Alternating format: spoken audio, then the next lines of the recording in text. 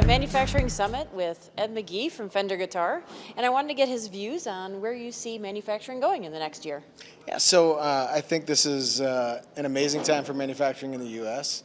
I think a lot of communities are recognizing the impact that great manufacturing has on their communities and middle-class families and really the American dreams. Companies that were tied to local communities that cared about manufacturing.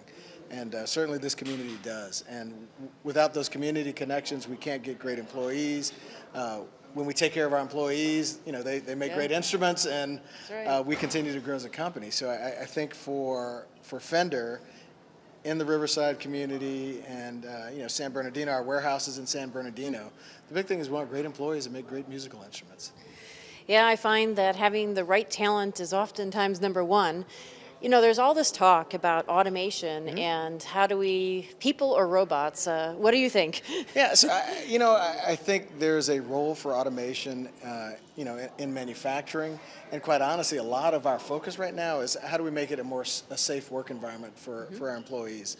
At the end of the day, what we're making is an instrument, right? It's a crafted instrument. So even when we do automate, we automate some of the processes that take a lot of the work that might hurt an employee out of the process, but there's a lot of craftsmanship in guitar making that we absolutely need great employees who love working with their hands and who are skilled craftsmen and skilled craftswomen. So that's never it's never going away. I think smart companies know how to automate smartly and make the right investments. And at the end of the day, a handcrafted instrument is just way more valuable.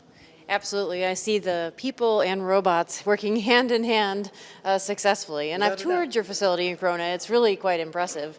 Actually, you really do have automation standing side by side with somebody doing craftsmanship. It's pretty amazing. We're proud of the work that happens in the factory. We're proud of the employees. And, quite honestly, we work in a great community, too. So it's just a great place to work. Very good. And do you think that having the community involvement and support is important to your success? Yeah, it's important for the success of the company, and more so it's important for our employees to know that we care about the community and we give back. And, it starts and finishes with we care about our employees, and that has to extend beyond the four walls and parking lot of the factory and into the community. So what else is on everyone's mind, in addition to automation, is the potential for a big dip or recession in a year or 2 years.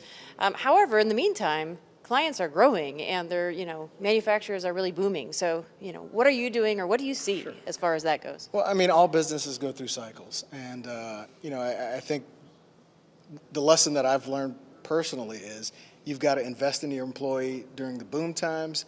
And then the most critical thing is when you go through that cycle, you have to continue to invest in your employees.